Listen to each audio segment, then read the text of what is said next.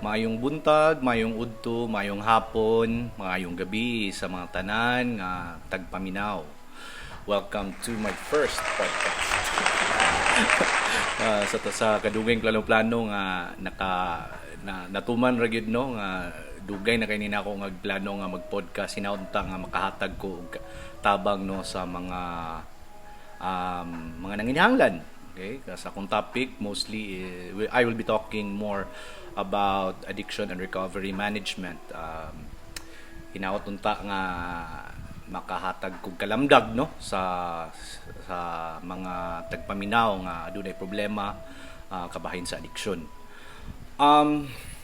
Before ko nagkuan ani dugay kay ko nagplano ani kay kanang unsaon ba sige pa ko research saon yan ning pag-podcast bitaw niya. Nahatagan ra gyud panahon no kay sa pagkakaron wala pa project and then dili kayo busy karon sa ako ang mga activities no. Okay? Sa karon no karong first episode nato I will be talking about my recovery. So unta nga malingaw mo sa kaning ako ang personal na ako nga recovery no because I'm also a recovering person. I'll be turning 18 years sober this coming December. I'm already 17 years and 8 or 9 months. Unsa man ta karon? October, 10 months, no? And this coming December 25, I will be celebrating my 18 years of sobriety. Okay? So, our first episode will be my recovery. So, I will introduce myself, no? So, I will be introducing myself sa inyong usa ka recovering person and usa pod ka recovery support specialist nga nagatabang sa mga tao nga nanginahanglan og tabang when it comes to paggamit sa droga o recovery management, no? Okay? So, una lang sa tanan, ma-remember na ako sa sugod nung kaning na ako'y usa ka quote nung magpabilin gyud sa kuha. Dili gina mawala sa ko ang nga quote ever since nga nakatungtong ko college, no? Because nakakita ko og usa ka kaning yearbook, no? Nga ang nakasuwat dito kay through the ashes of my failures I will build my own empire. Dili gyud ko na siya malimtan kay nitatak gyud na siya sa kuha ba ever since, no? So dako kayo na siya og kanang kuan sa kuha, dako kayo na siya og dulot sa kuha no kay kung akong lantaw na nga akong ginabuhi di sa ko katuo nga naa ko sa posisyon nako karon, no? Nakaabot ko sa posisyon nako karon. Kung aduna mo'y kaalam when it comes to addiction intervention and recovery management. Ang recovery is not a race, dili siya usa ka race, no, nga kanang dapat ako'y mauna, siya mauna. So usa gyud siya ka proseso. Sometimes we feel guilty nga ma-feel na to nga kaning dugay kayo ang ato ang proseso. Makakita ta sa uban, makakita ta sa laing mga tao nga anong yung naani man ni sila, inaani man ni paspas man kailang recovery, no? Inana gid akong ginabati so katong sa sugod pa ko sa ako ang pag-recover, no? Okay. So let us remember that healing is not a competition. Dili na siya competition, iya gid og proseso tanan, no? Og depende na siya kung unsa ato ang ginabuhat, unsa ato ang mga activities, unsa ato ang mga kayuhan buhat para sa tuong kagalingon. To be honest, take the time, no? Take all the time that you need, no? Kanang to figure it out. So ang recovery is not just dili siya ingon na kapaspas, dili siya snap nga mausab dayon tanan, no? Pero isa lang gid ako masulti nga it's worth it kanang kung akong lang taon ang mga nilabay nga panahon sa tanan akong kahago, sa tanan akong gisakripisyo, tanan akong mga gipangbuhat, worth it gid siya tanan. In the process of recovery, you have to remember nga when you go through a hardship, usa lang na siya ka-event. sa imong kinabuhi. Dili na siya mag-define sa tibok nimong kinabuhi, no? Okay? It's a matter of how you respond to it, no? Kung lantaon nato atong paglingon natay kada iyang kusog or strength, no? Agak man, sorry. To sobra kalihukan si Uncle. Okay? Naatay kada iyang kusog, no?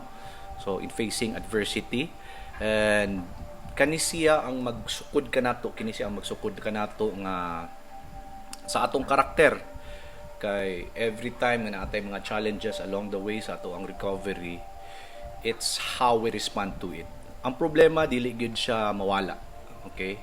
But isa lang ang mastorya nga in recovery, ang problema is life's term. Kung unsa ang ginatubang nato karon nga mga challenges when you are a recovering person, it's a kuan bitaw sa motto pa sa nga tumadunggan nga life on life's term. So mao gina siya no nga mao gid ni siya ang kinabuhi, no. So ang dako lang nato nga natangtang nga problema sa kinabuhi sa paggamit sa droga o pag-inom, no. Wala pa rin ko naka-introduce akong kagalingon. Excited na ko nga mo istorya, no. So I would like to introduce myself. My name is JVS Aquino. Originally I'm from Iligan pero naanak ko karon gapuyo sa Cagayan de Oro. So isa na sab ko kaning lumulupyo diri sa Cagayan de Oro, and it's been around almost the same as my recovery. So when I started my recovery, it's in Cagayan de Oro. Maybe 18 to 20 years na po siguro ko diri sa Cagayan de Oro. So kulang na lang nga mabalhin ko og butar diri kay halos katunga sa akong kinabuhi na diri sa Cagayan de Oro. I would like to delve deep unsa akong trabaho, but that will be sa sunod nato nga mga episodes kung unsa akong ginabuhat, no. Magpasalamat lang po sa oportunidad nga kani bitawng nahatag og natagamtama nato karon, kay I will be able to help others, no, sa pagpahiuli, no, when it comes to substance use problems and recovery management. Okay, so dili na siguro kay nako dugayon nung mo diretsyon ako sa ako ang story, unsay naka-spark, unsay nakaabot nako diri sa akong estado karon, no. I remember the time, no. I started using drugs when I was 12 years old. 12 anyos pa ko. Di na nako madumduman of who are the persons. Di po na ako isaba. Ay kabalaka, no. Pero I remember that time nga 12 years old ko, I was able to I tried so many things, from marijuana, drinking, going down to shabu. Okay, so I never thought nga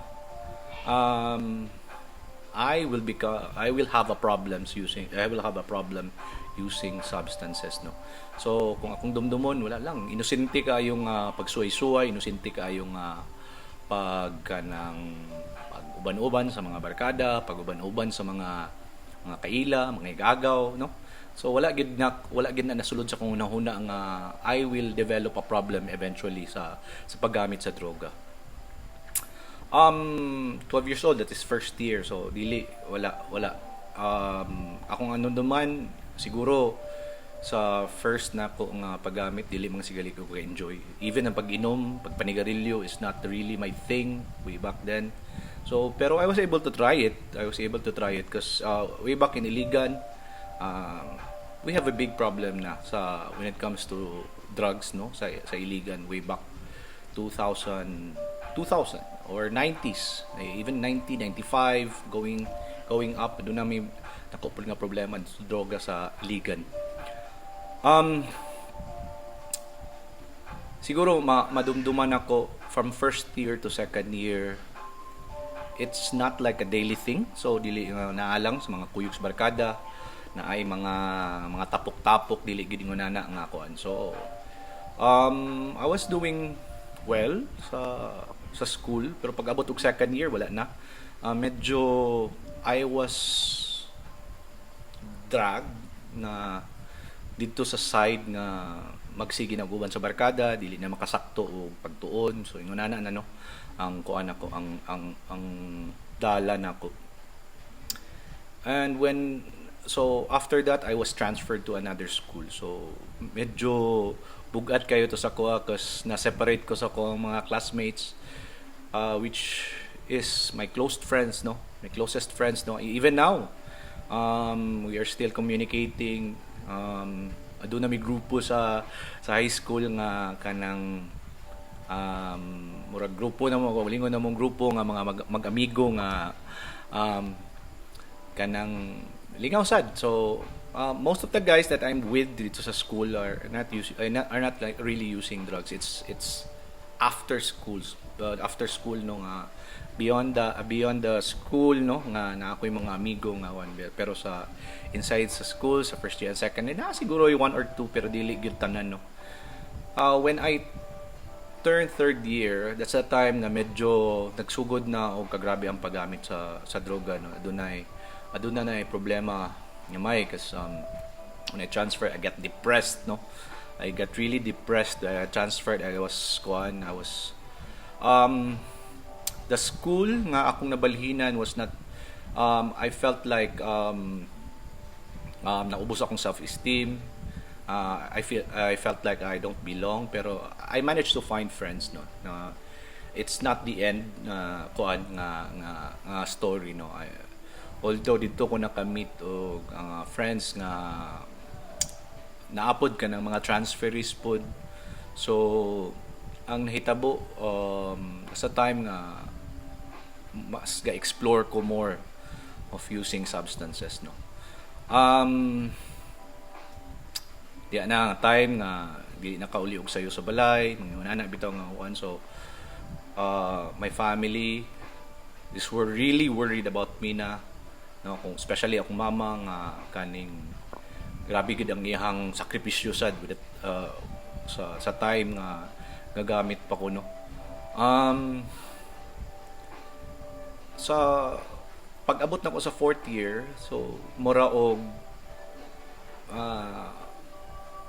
makastorya sad ko nga mas ni samot no, mas ni samot ang paggamit. Although I was able to finish my high school no nga wala gyud ko nakaundang or nana, I was able to finish my high school. I don't know if that's a good thing or bad thing, but I can remember nga murag it validated nga pwede ra day ko mo gamit day nga bahala na nga kuan na nga anira ko na lang kuan.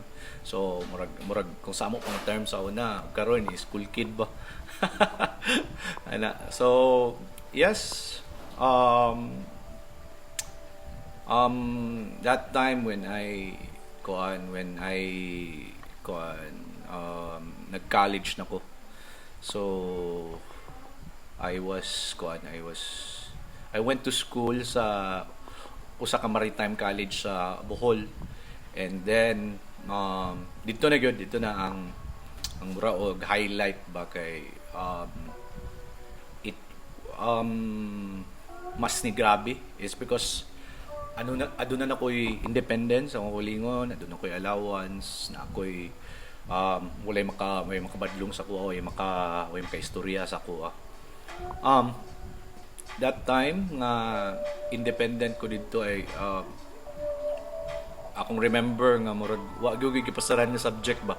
Abot siguro PE siguro.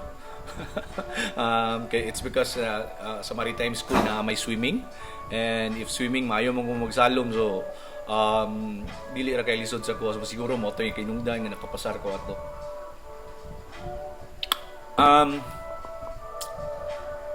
If I can remember nung pag-abot na ko ikatulo nga sem, gipapauli na ko kasi I was not really I was really doing bad, and I was kanang sige na ko kakutdag allowance may anak bitaw. Gipapauli ko sa Iligan, nagpauli sa ko sa Iligan. Di na ko ka-remember if I stopped one sem or nagpadayon ba ko, but I think I stopped one sem. So pagbalik na ko sa Iligan, siguro mauton tayo nga magginulsol. Pero wala gyud kanang kung akong dumdumon wala gyud siya kanang nakaskwela pa din ko nagpadayon din ko sa akong maritime school dito sa Iligan. Pero wala siya kanang wa gyud ako siya sudli because I'm really hooked na sa using drugs no at that time and kung mandumduman nga murag sulod gawas naman lang ko ng saray sa una. Mura og naana diha akong kinabuhi ba naana diha katuyok na diha akong kinabuhi so obviously nakita na gyud sa akong pamilya nga problematic na ko ba aside from that I'm turning to kuana kanang manguha na ko gamit sa balay iabot pag sa punto nga violente kay ko wala ganahan nga maduol sa ko nga silingan. So siguro ako madumduman kay manirado among silingan pag naana ko maabot na ko kay di sila ganahan alingasahan sila sa kuha. So kung atong lang tao no nga sa atong nga point grabe ang progression sa paggamit sa droga kaning mas ni grabe gyud siya and kung akong dumdumon ang akong environment ato gubot na kayo. Giabot pug ko sa punto sa akong kinabuhi nga gikapoy na sagay ko kanang di ko kasabot nga gikapoy ko gusto ko makahuman og eskwela, gusto ko makatrabaho, gusto ko makagawa sa balay nga independent ko kay feeling nako kontrahan ako sa tibok na akong pamilya which is kung akong i-backtrack karon that is a concern kita nila sa kuha nga atong time. Lisod kayo no kay my father is OFW. Ako mama lang ga kun halos tanan nga sa gubang sa unsa ko kabadlungon sa una. Nung lisod kayo sa iyahat na time.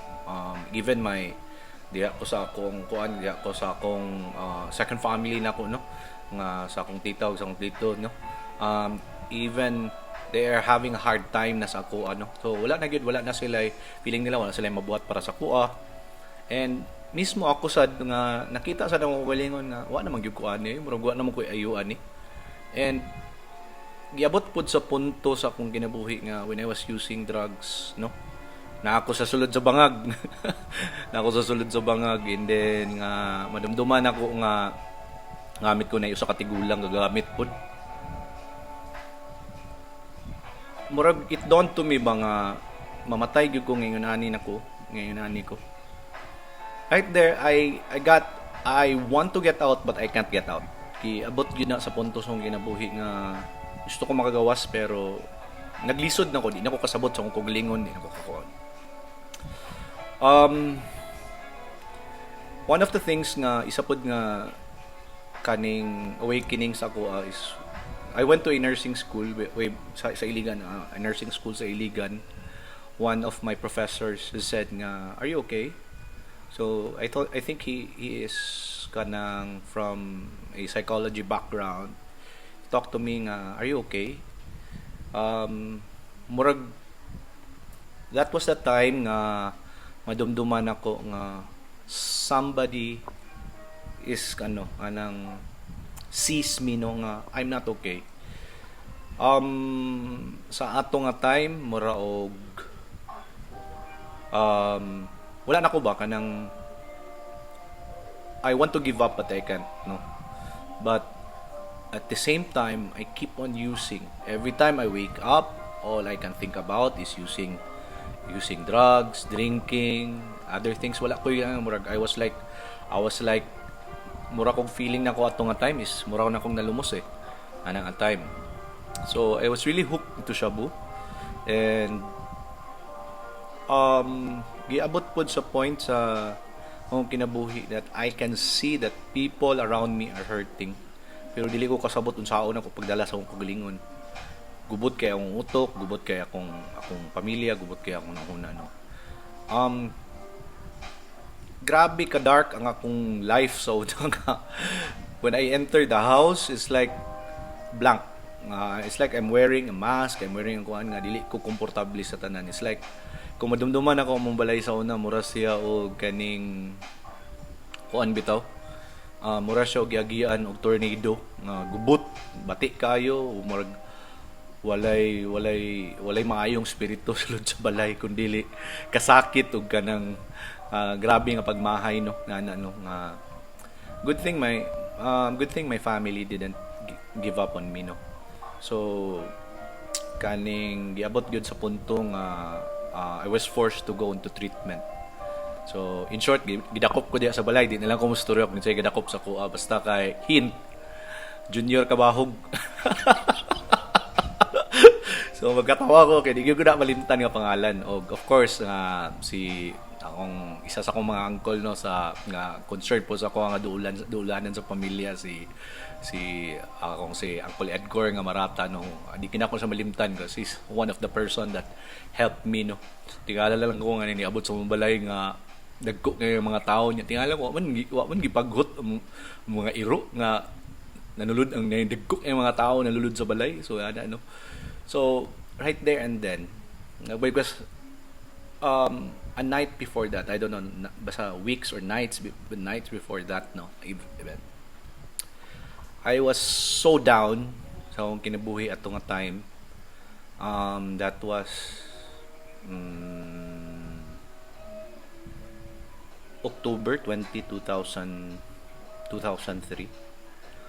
Madumduman ako nga I was so down and I said nga I know I'm addicted. So kaning istorya ko sa gugulingon ato nga time nga kung unsa magali mong kaning ato nga time nag-reflect ko nga ampo ko ato nga time nga kung unsa magali mong plano sa kuha Lord, musugot ko wa gid masayop ba. So giabot gid diya sa balay. mga dagko kay mga tao giabot diya sa balay. So it's funny no nga when I asked for help, my soul is like asking for help at that time. So somebody came.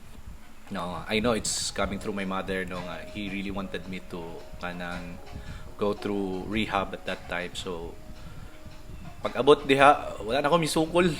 Yan ako nga kuha na lang ako Chanila. So na mga gamay nga possession nga nakuha sa kuha, pero eventually I was recommended for ka rehabilitation center. So I went to a government treatment facility, so karaan pa kayo.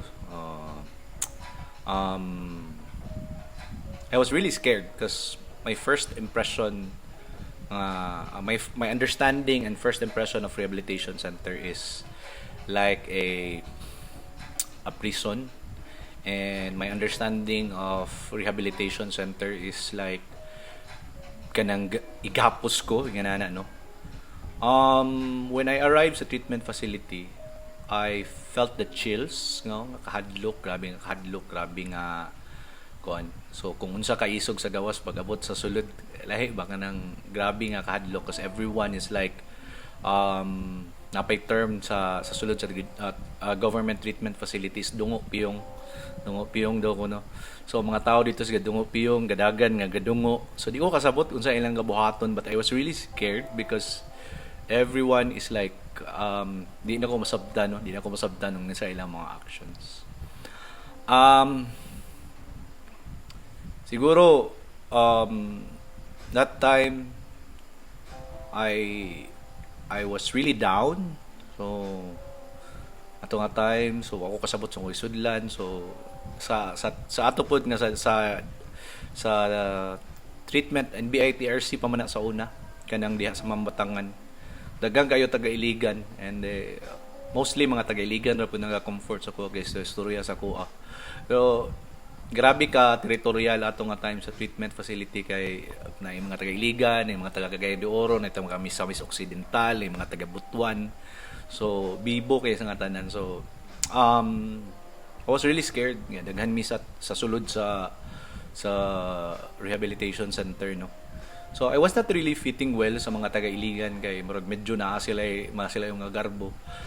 Funny thing is that ang murag gakop-kop sa kuha sa sulod sa treatment facility is hindi na ako malimtan no, si mga anhing na sila, two Muslim brothers no, one from Zamboanga, mga anhing na day siya. Okay, so ang isa kay taga Cagayan de Oro. di gyud ako malimtan kay um they are the ones that comforted me sa pag-upan na niya. Uban ako sila dito sa kilid, magso-istorya mi nga ana sila nga miabot magul sa punto sa treatment facility mura ko kanang gaksak ba mura ko ga ka kuan bitaw di halos di na ko gatingog, and then they are the ones that talking to me nga ana sila sa ko ang ay lang gani si Rusuha ba? Ay gani si Rusuha.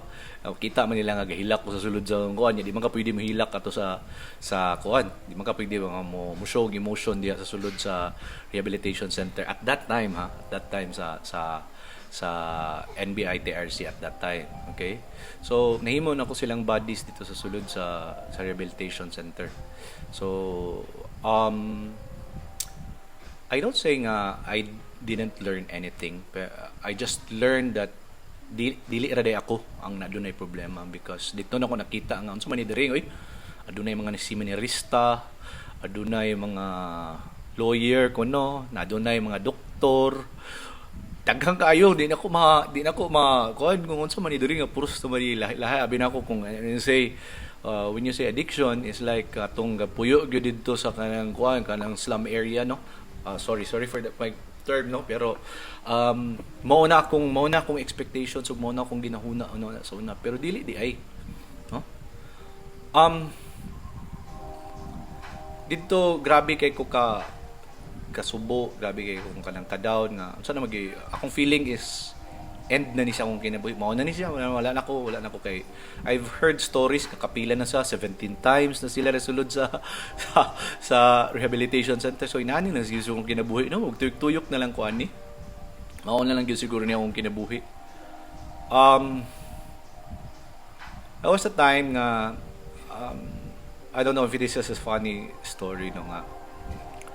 So wala man kay I don't know if every Wednesday ba to on Saturday naay naga-visit diha nga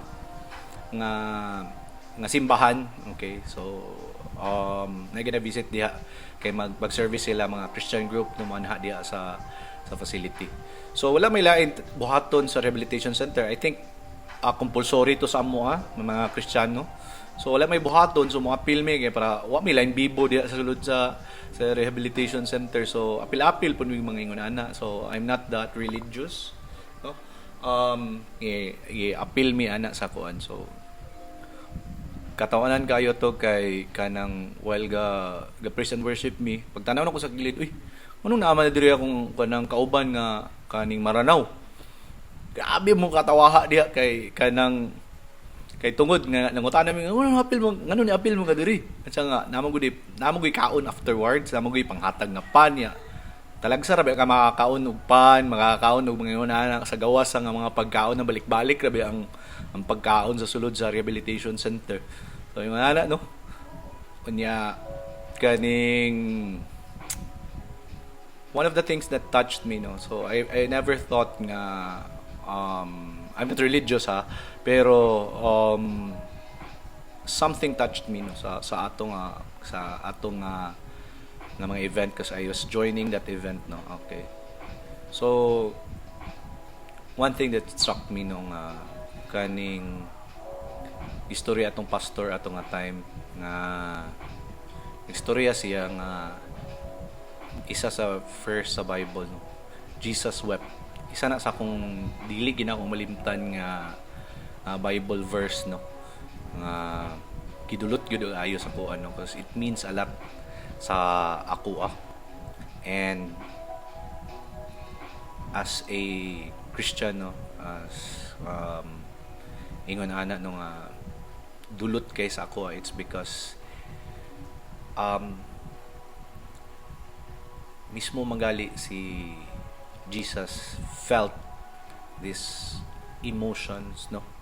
So I've also felt this emotion ani nga sa atong nga event, no, nga na-feel nako nga this emotion is really true, no, nga it pierced my heart atong nga time, and that was one of my spiritual awakenings no nga akong na-experience sa atong nga time. So I can remember That was the first time I encountered nga ng Serenity Prayer, no? So if you haven't heard about the Serenity Prayer, so tanawa basaha. So that is like a mantra inside sa rehabilitation center. It talks about powerlessness, it talks about things that I can change. It talks about living one day at a time. Okay? So kanang those are the things that touched me, no. Even if I'm not religious at that time, no. Spirituality got into me, no, nga I can see the people struggling. I can see the people that's not only me nga naaani nga kuan, and then there are people struggling that really struck me, no, ato nga time nga dako dinhi nga problema, from October pag abot og December dayon, I was transferred to a private treatment facility. I'm really thankful to my uncles here in Cagayan de Oro, Uncle George and Ate Nene and Kuya Bongbong, sila gid nangusog na ma-transfer ko sa private treatment facility diri sa Cagayan de Oro. So isa sa pinakakaraan nga private treatment facility diri. Kung broad and general kayo mong program dito sa kanang government treatment facility diri, nahimo og personalized ang program. So nahulog na murag natutukan mi, gamay raman mi sa treatment facility, and the facility is like a house, mura ra siya og balay. So naami makagawas mi every afternoon, dili day naami movie time every Thursday. Every afternoon di ay manggawas mi because we are going to a fellowship. We are going to a Narcotics Anonymous and Alcoholics Anonymous nga meeting. So in short, dito nag-open akong eyes more about addiction. So one of the things that opened my eyes is the science of addiction. So it was explained very well by a doctor, no. So isa sa mga doctor diya sa sulod sa facility sa una. It was explained very well nga I understood nga no diay nga I keep on using these substances. Of course, dito po ko nakatuon of understanding skills in recovery, mga relapse preventions. So diha nako natunan sa sulod sa treatment facility. So I experienced setbacks also. When I got out sa treatment facility, I also experienced setbacks. Actually, I have the what do you call this? Kana bitaw kagustuhan nga to recover at that time, to be in recovery at that time. Pero I'll always go to places na toxic, okay? So it's because of going to those toxic places na I was testing myself kung kaya ba gyud nako nga diha. So I experienced relapse, no. Mga lapse, series of lapses, relapse, ana bitaw. So it took me time to figure it out, but I still wanted recovery at that time. Di ko gusto mahawa ni nga kuan, maski gakuan ko, maski ganang gadagma ko atong nga time sa kuan. I still wanted to stick with the recovery at that time because I know it's going well. Because after I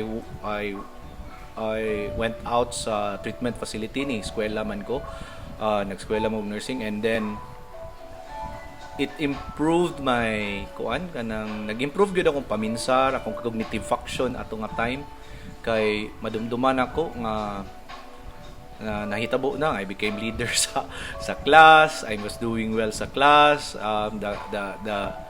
The clinical instructors are noticing me at that time because I'm so enthusiastic of learning. So kumbaga gapadayon gihapon ko. So one time siguro sa 2005, that was my breakthrough, no. So I went to a series of drinking spree and using spree to sa Iligan. So that was December, so Christmas break to ano nga kuan. So pag abot na 2000 gikan pa siguro sa Pizza 20 drinking spree ana bitaw. gamit but more on drinking ato. I questioned myself pagka December 23 nga mo gusto pa kaani nga kinabuhi, murag wala naman ni hinungdan para sa kasi mo ha kinsa man imong ginaila dayo, kinsa man imong gina-prove ani. So in 2005 I really said to myself na no, you're really going straight on this. Dili pwede nga masayop ta, dili pwede nga mausab na po na itong mga problema. So I just I just keep it simple. So wa lang gyud ko mi detach sa recovery circle. Ang isa po dahil nga solusyon nato nga akong kalingawan nato sa I played football. Uban akong one of the closest friends sa recovery no, si Piting. So sige mig uban football, and then it enhanced my self-esteem no ato nga time kay nalingaw kaayo kog dula og football no, nalingaw kaayo kog dula og football kasi I played football man sad sa high school na time, although it's not that really long no, pero diha na ako na experience no nga malingaw ra man day ko nga ba. So in 2006 na mas didto na taas kong kumpiyansa kas I really wanted to try combat sports. I never tried combat sports during that time sa akong early age. Nga gusto kay ko musulay kay tungod anang mga salida nga karate kid tungod ni Bandam, no, nana. Pero that was the time nga I tried Muay Thai, okay? So shout out na lang sa ako ang crew nga si crew Enrico Rasalo, ako mga teammates nga si Jonathan, si Jay, si Ronald, si Lars, si Aki, si Marshall, kuman pa no kay they helped me through no sa martial arts no. Nalingaw ko in a sense nung I felt the rush and then I felt the challenge kasi every Saturday murami og mga buang kay mag-sparring mi nga kanang hard sparring nga wala mo koy tournament kaayo sa una, so hard sparring permanente. So every Sunday gina sa sports center nga maguli mi sa balay nga magtakiag daghang kay mga injuries. Daghang kayo wa gyud klaro ang mga sparring ba kay mga injured mi, mga black eye, dugo-dugo ang ulo, pero you're enjoying it at that time. So that kept me for long time no. So I felt in love with Muay Thai. I felt in love with combat sports no. So nagpadayon sad ko sa akong pag-eskwela ana. So moving forward sa 2008 ito ang pinakadako nga challenge sa akong recovery at that time, murag 3 years na ko sa akong recovery. So my mom got diagnosed with cancer. So it was really hard at that time because I never thought na mahitabo bitaw na siya in time sa recovery. I could remember nga even my school got affected ato nga time. Dili kayo may akong performance sa nga time kasi murag autopilot na lang ko kasi I'm there sa school pero my mind is like all over the place. I'm thinking about the problem and thinking about that. So dili kayo may akong performance which I can do better on to nga time. To cut things short nung in 2008 my mother died no of cancer sa November is it 2008 or 2009 2009 kalimot ko asa kasi November 6 no that time. So that was the time I also introduced nga mag-volunteer sa usa ka treatment facility that where I came from no. Mag-volunteer ko sa usa ka kuan, so I was like their healthcare nga side no, nga mura ko og kanang a nurse aide sa ilahang facility. Unya madumduman ako, agugoy alamag ba, igo lang ko nga magkuan sa client, so mura jud kong balisa nga mag-take care sa client kasi mura gyud tok acid test ako ang first nako sa usa ka treatment facility nga naay mga co-occurring disorders no ang mga client, and then there's one alcoholic nga naanay delirium tremens nga really hard to control no, and then dili katulog mga anak bitaw nga mga events sa kung ani, and then looking back it's really funny no nga what happened no. So Ato, I graduated. I never took the board exam when, for a year siguro kay mura ko og take time ba I was like kuan pa I was like um, having this kanang very sad emotion sa kawala sa kong mama ato nga time. But in 2009, I took the board exam. So it's like, yeah, so nakapasara pud biya. So it's like that. I was really interested na makatrabaho sad ko and maka-experience og trabaho. So I went to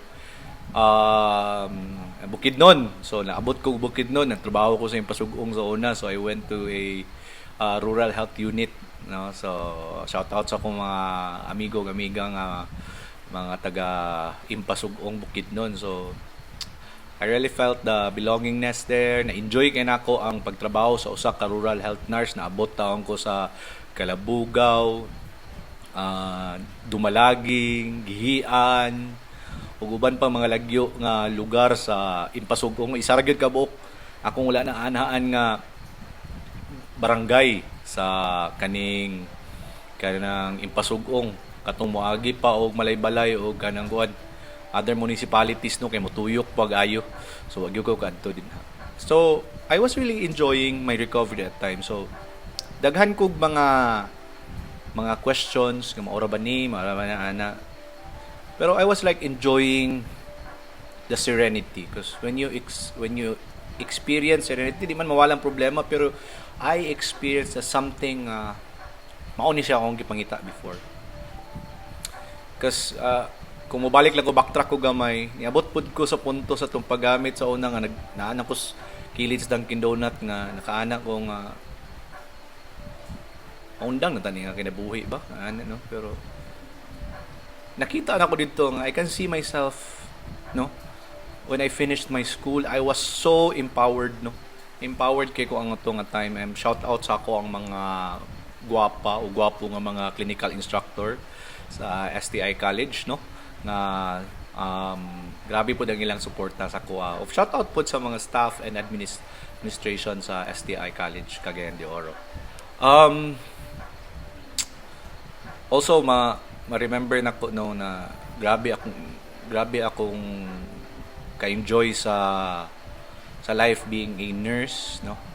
So pag-abot og I think 2012, so somebody called me from STI College na sila nga basing ganahan ka nga mag-marketing officer diri. Okay, so morning sweldo so sa atong time nga ulitaw unya pagkahuman independent, so kaning ni grab gyud ko sa opportunity kay kaning kuan man kaning dako-dako nga sweldo, mas dako pa sa akong what I'm taking sa Impasugong at that time. It's not that I don't enjoy it sa Impasugong, pero mura kog nakuratan nga uy pwede di ko maka-earn og ingon ani di ay. Okay, so niabot ko sa kuan. I became a kuan kanang marketing officer. So I never see myself as a marketing officer, pero nalingaw ko sa training as marketing officer. I never realized nga marketing is so complex di ay, and it's scientific. So inana din siya ka scientific when I undergone training, no. So na-enjoy kayo to nako. Wala ko nag-undang, wala ko nag-detach sa recovery. In fact, I was still able to kanang volunteer as a case manager, as a facilitator sa treatment facility. Para makatipid og puy-anan. Ganit lagi kayo, dili gyud gusto nga mo renta og kaning kuan, dili gid gusto mo renta og kaning kada bitawng apartment. So diha gid kakuan sa treatment facility para makalibre. So lingaw ra pod in a sense nga na-balance ra pod nako akong work sa murag day job nako, and then as a facilitator, as a night duty or case manager anang at that time. Nakalingaw rasad ko. So wala gyud ko milayo sa field, no. So 2012 I started going to trainings na kuan. That's the first training sa Colombo Plan Drug Advisory Program. 2012 or 2000 early 2013. Early 2013 ata. In 2013 kaning naka-training ko. I went through all the courses, or I think it was Universal Treatment Curriculum 1, 2, and 8 man ata. Mo man siguro na nga ako ang tulungan yan. Just a grueling 10-day training. Ato nga time kanang grabe kay to ka training ko. It was first time nga long kayo ang training, extensive kay ang training about addiction. Dito sa nako makita nga there are so many things that I haven't learned when it comes to recovery. I thought enough na ako na ibalaan sa recovery. Makanumdum ko atong nga time nga I was even challenging sa mga kuan mga facilitators, and they're doctors and they are really long time expert na atong nga field no nga I was challenging them of what I know. Murag naay garbo ba nga sa pag-appeal sa training ba. Okay? So looking back, magkatawa na lang ko sa akong gibuhat ato nga time no, because I was like challenging the kuan nga ana sa mga facilitators ato nga time. I never thought nga I will be in this kuan. I will be in this kaning profession, because I was like I will become a nurse or so baka ato, pero I never thought that I will be in this profession. Because one thing that I know, when you are in this profession, no, when you are working in a treatment facility, especially in non-government treatment facility, the reality is sad. It will not make you rich. So, yung mga treatment facility dito sa Pilipinas, no, daghang kayo treatment facility, it will not make you rich. So, kanara gid ako ikastorya sa inyo. That's why I don't have a treatment facility. Kanara gid ako mastorya sa inyo, ano, it will not make you rich. So it will make you rich. It's not siguro na uban, no? Na there are few, but there are so many things that needs to improve here in the Philippines, no, for this profession to progress and to make it better, no, and to professionalize this, no. So dagdagan pa kayo when it comes to private and public treatment facility. There are so many things to improve, no. Pero I will talk about that sa mga sunod nato nga mga episodes, no? So, yeah. I continued on training. So, wala gyud ko magundang og training. So, I went through trainings after trainings, and then that was the first time, no, I remember nga so napadala ko sa Manila the first time nga nakalibre mo yung training dito sa Manila, wa gyud gibayran nga, stayed on Dusit. As an eye opener for me kay wa gyud ko mag-expect ba nga ma-appeal ko ato nga kuan, and our trainer are from Task. Ay i-research na ninyo, TASC, and they are from Chicago. And isa ra ko manunuman dito si Phil, no? They were so awesome, no, teaching us about recovery coaching.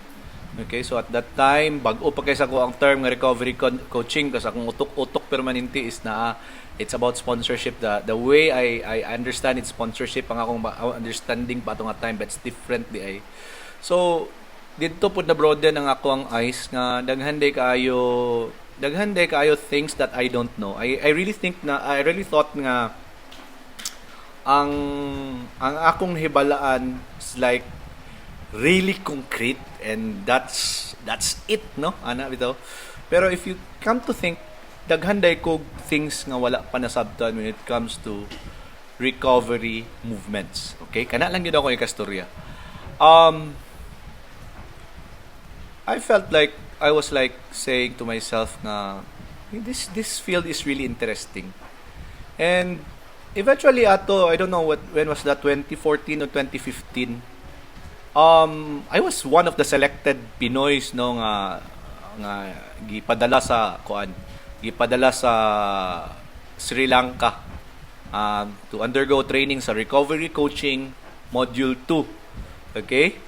So dito sa Sri Lanka, it's like we are the pilot nga mga students ato nga time. And katawa ang pinaka-highlight atong pag-adto sa Sri Lanka, kay di ko kalimot ato ba, sus di patarong trabaho, and then kanang typical gyud kay nga walay kwarta ba, and then Um, I remember na ko nga I went to Sri Lanka with $100 in my pocket. Di ko kalimutan na kana wala ko sa list. $100 ko makatagbo siguro ko dito nga money siguro makatumba kog money dito. Wa na gyud ko pamiliti pa uli ato. Na ako pamiliti pero kanang it was there no. So um I enjoyed it a lot. So I learned a lot of things. It opened my eyes to other modalities, other cultures, other practices. So naabre akong mata sa unsa giday ang kinatibuk-an sa recovery no nga. I thought that what I learned is enough, but the things that I don't understand, I should shove it up no. Dito nag-open akong eyes. Because I was really strict. I was like really, what do you call this? It's not firm pero stricto kay ko sa ngatanan sa treatment facility that I thought that I mauna siya ang kanang angay no. Dito na ako nasabtan nga there's so much more to learn kung sa ani nga field kung atong dumdumon ang addiction needs multidisciplinary care, meaning dili lang psychologist, dili lang recovery coach, dili lang case manager, dili lang psychiatrist, daghan og kinahanglan ang tao base sa iyahang mga panginahanglanon ana ra gid na siya no. So I I I really enjoyed the training, so I really wished na makatrain ko ana no nga. So wala ra gyud damhano nga I've been selected na other trainings, and one of my mentors no saw me no nga doing well no. He invited me to work sa Malaysia way back in 2015. Invite ko niya to work in Malaysia only for 6 months because we are starting a treatment facility, a luxurious treatment facility nga based sa Malaysia at that time. And diha na ako nakita nga kung unsa ang imuhang mga theory diha sa libro sa rehabilitation center. Diha na ako nakita nga unsa how it will be practiced how it will be practiced diha sa treatment facility, because they all have this kanang mga resources and it's very expensive. So I think it's for 28 days it's around 500,000 pesos ha. Kaya sa dili man pod mga Pinoy ang naa diha, it's mga Australian, American, mga Emirati, Saudiya, so naay mga different nga mga nationalities diha nga mag-anha diha for the treatment. So diha na ko nasabtan nga how treatment should be. Kung unsa atong ginatawag nga tailor-fitted nga treatment nga para gid sa usa ka tawo, diha na ko nakita, diha na ko na-experience nga unsaon day pag-handle og ginana nga karo. So I was like working as a nurse dito sa treatment facility, pero I was like slash nahimuan pa og slash akong work as a parang recovery coach no, because I was like I'm in recovery, so I can talk about recovery sa client no. So it was a short stint, so almost half a year mas December ana. So I went home, so I was like in a crisis kung sa bagyo magpadayon magyud ko ani. So it's like weird no nga weird kaayo nga panghitabo sad sa ako ato nga time kay na ako'y audiobook diha. I was in Singapore ato nga time papauli ko. Na ako'y audiobook sa akong phone. Wala gina na ako gipaminaw, sukad ka nang di gina ako gipaminawon ba. Suddenly it played because I was waiting for my plane from Singapore going to the Philippines. The book was called Mastery by Robert Greene. So it's so weird that everything that I was like looking, I was kanang ginapangita nako unsa akong gusto nga mura gusto na ko unsa may direction sa akong ginabuhi ani nga time. It's like everything that he said is like murag na-incept ko nga sa audiobook talks about mastery of things no. And come to think of it nga murag taud-taud sa ko atong times working in recovery no. Ana nga time. So I really enjoyed listening to that book. So that time I had my mentors. So naka-experience ko going to trainings, no. I was able to do trainings now with my mentors, no. So I was called in 2017. I was called na no to kuan to kaning to be a global master trainer. So nakapasarsad ko. Okay, we'll talk about that. Nakapasarsad ko. So I became an internationally certified addiction professional in 2017, and I'm also an international certified recovery support, no. So duha akong international licenses aside from being a nurse and a master's in psychiatric nursing.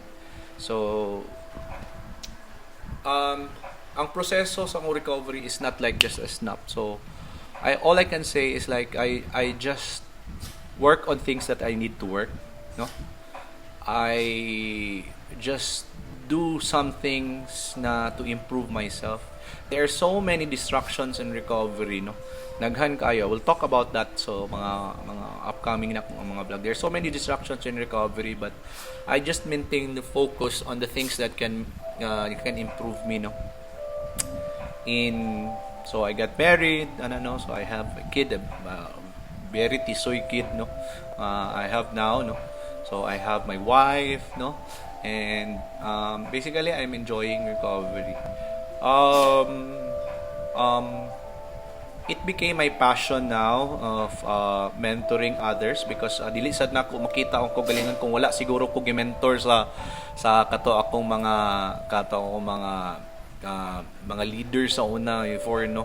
Di sad na ko siguro makita ni akong dalan karon. So ako may galakaw ani pero di sad na ko makita ang dalan karon. So I'm really into grooming someone to become better because I really felt like